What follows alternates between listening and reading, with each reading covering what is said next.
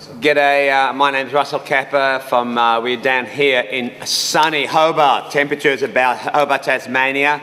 Temperature's about -3 degrees, rugged up completely in the box, CrossFit Works, which is one of the 3 affiliates in Hobart for CrossFit, and we're just loving it, living the dream, man.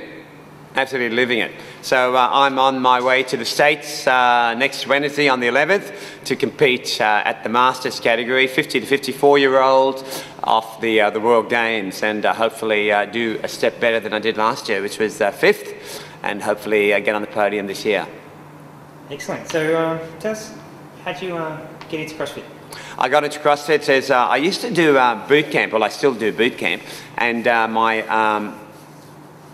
one of my clients said, "Oh, have you ever tried CrossFit?"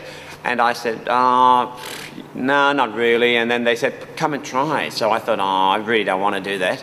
And then one day we were training and she made me read this waiver, and the waiver was like rhabdo, and I thought, who the fuck is gonna, fill this out? Anyway, so we went one time. She goes, "Oh, let's go and train." So we went to train with Drummond, and I gave him the wrong details. I didn't want him to contact me again. I said, "Nah, it's not on."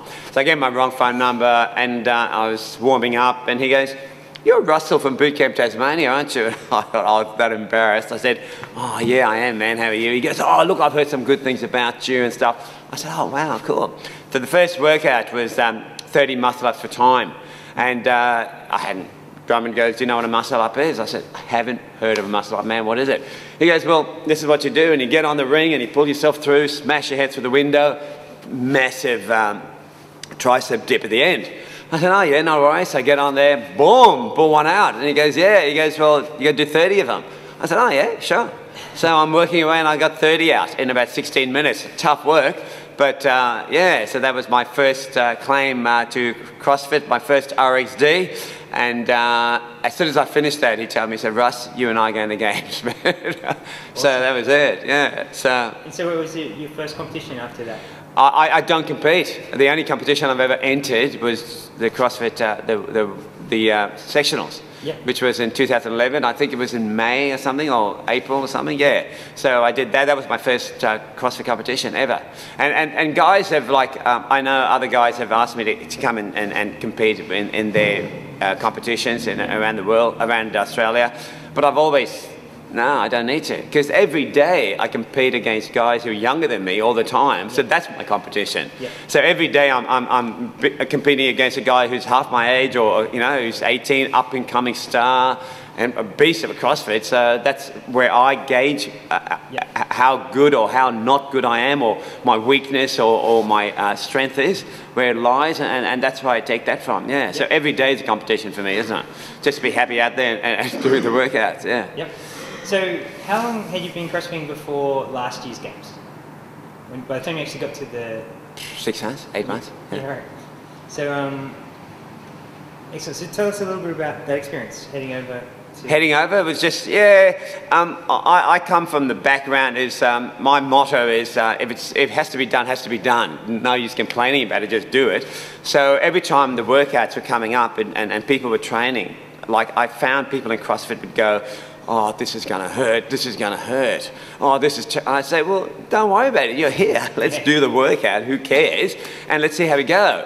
So I just thought, yeah, we'll get up and do it. And in the games, my first workout was, for time. I think it was 10 minutes or something like that. It was as many rounds as possible of 30 double unders and 15 snatch, 35 kilos. As many rounds as possible, and I got 3 rounds, because I'm a terrible double underer.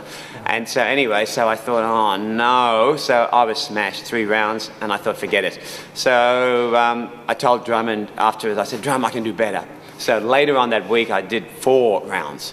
So that put me in 216th place in the world. And I thought, oh no, that's my dream over. And then, bang, I came back. So yeah, and then to topple that up, the last 2 workouts, I was sick as a dog.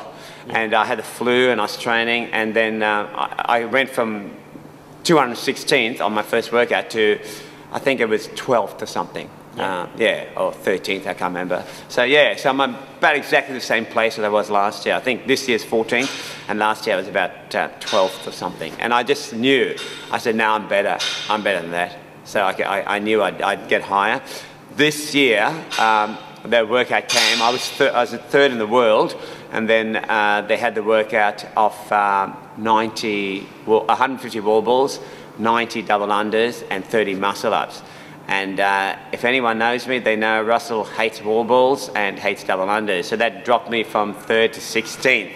And I thought, oh, beautiful. So what I've done in my preparation, this Thursday or tomorrow, we have programmed that specifically for me to see how I get through that workout and see where I go. But even though I'm 14th, I'm definitely better than 14th, I promise you. It's just that one workout, and CrossFit's about goats, isn't it? It's bad luck. So with a bit of luck, I think I'm definitely better than 14th, and yeah, so it should be up there. So with your prep, are you doing anything differently, or just normal CrossFitting, or are you targeting specific weaknesses or anything? Yeah, we work on goats, and Drummond and my coach and Anna, we work on different aspects of CrossFit and getting the technique stuff of it. So we work out in three times a day, and in 3 times a day we work it up into gymnastics, barbell gymnastics. That's all the technical stuff like the snatch and the cleans and things like that. Then we break. Then the next program is strength work. And then the next program is conditioning. I think a lot of CrossFitters, what they do is they forget about the conditioning and the Metcon, and they just go, yeah, I'll just work strength.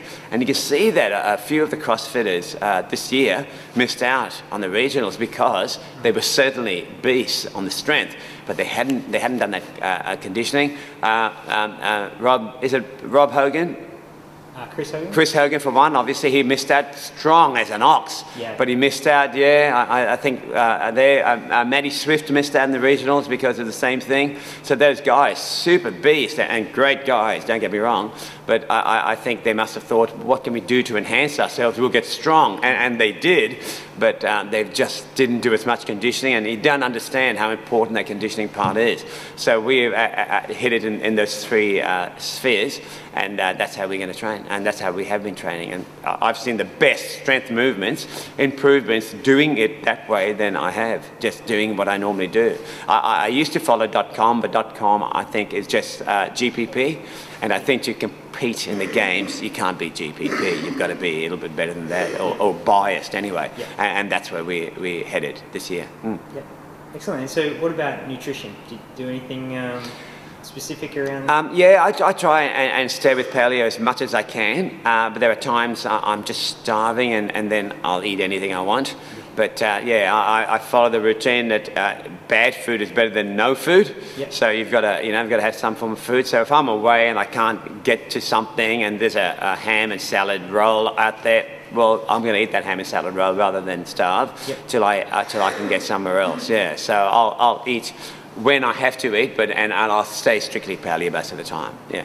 Cool. And so so do you find with the amount of volume you're doing for preparation that you have to spend a lot of time doing maintenance and major type stuff, like? Touch wood, nothing's ever gone wrong with me. Everyone has a niggle. I think when you're going to the World Games, I think what happens, your training schedule is lifted, and with that lift, there's a fine line between success and failure. I'll give you an example, and I don't know if this is going out to the States or where it's going out to, but in Australia, we have AFL or soccer, as you guys know. What we do there is that the greatest athlete, the greatest AFL player will get injured because there's such a fine line of being absolutely at your optimal physique or optimal physical capability and then getting injured. So every day when you're pushing the boundaries, you're bound somewhere to get a niggle or an injury. And touch wood, that hasn't happened to me so far. I know a few of the guys who I competed with last year are injured, and it's just sad to see that. But you want to push the boundaries, you want to get a title shot, you're going to have to just step it up, and when you step it up, that's going to, you run the risk of that happening to you. It's as simple as that, and hopefully that won't happen to me. So yeah. So just going back to last year's games, do you find the conditions, like having the crowds and the cameras around, do you think that improves your performance? Or Mate, I love the warmth. So in America, it's just, game on, because with the weather, it's just like here, it takes me half an hour to warm up before I start training, because I don't want to risk injury. So when I lift a weight here, it takes me, like, the boys laugh at me and they go, Russ, what are you doing? I say, guys, I am not getting injured. I am going to warm up my way. And so I warm up, I'm screaming, I'm shouting, I'm doing everything, and then I'll go. But in America, it was great. My warm-ups were taking like 5-6 minutes because it's beautiful weather. Loved it. Absolutely loved it. And so I was ready a lot quicker than what I would be here, which was fantastic. Great. So you mentioned already goals for this year's games. You're looking at a podium? I definitely want a podium. I'm sure the 20 other guys who are training with me are definitely looking for the podium as well. But, anything can happen. Look at Amy Dracup, look at Rob Hogan, all those guys, you and Amanda Allen.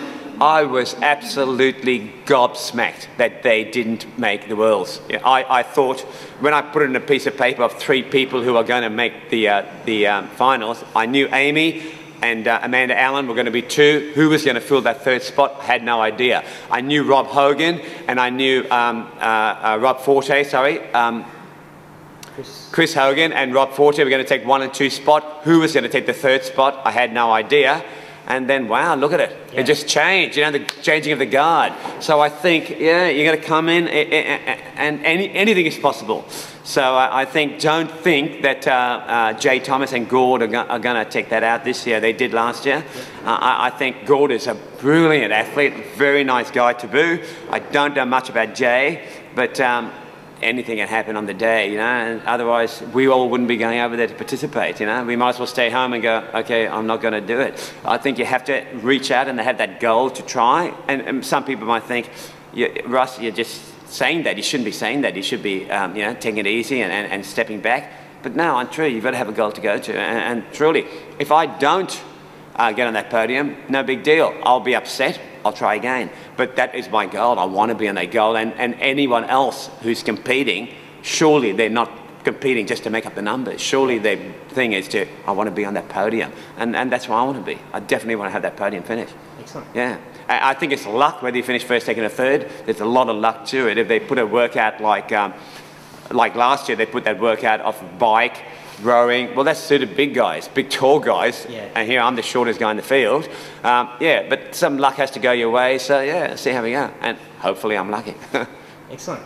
That's great. So last thing, is there an athlete in any of the divisions that you really think epitomises a great CrossFit athlete? Where do I start? There's so many, aren't there? There are just some fantastic CrossFitters. Chris Clever, I think, wow, what an athlete. Spieler, I think, what a great athlete. Now, those guys are like might, build, small, that type of thing. And I just aspire to those guys because they're like lifting massive weights, not to take away from Richie Fronting. Wow, what a great athlete. Every time I watch him, every time there's a field or he's training, my eyes are just totally focused on that guy training. Dan Bailey, those, Miko, obviously he's not in the Worlds this year, but there's, who else is there? There's JC Kalipa, really nice guy as well. Met him, great person, and those guys are just super fit, and it's just, I'm in awe of just watching them. Hopefully I'll be able to be their level one day. I don't know when, but those guys, Neil Maddox, those guys are just on a different league, aren't they? Just a completely different league, and super fit. Well, thanks, Russell. My pleasure. Thank you. Thanks. See you in LA.